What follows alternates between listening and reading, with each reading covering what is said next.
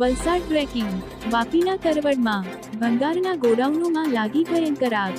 એક ગોડાઉનમાં લાગેલી આગ આજુબાજુના ગોડાઉનમાં પણ ફેલાઈ ગઈ। 10 જેટલા ગોડાઉનોને આગની ચપેટમાં લીધા।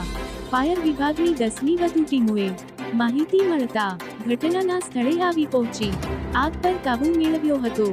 શોર્ટ સર્કિટના કારણે આગ લાગી હોવાનું અનુમાન જણાઈ આવ્યું છે। આગમાં કોઈપણ પ્રકારની ઈજા કે જાનહાનિ નહીં થઈ।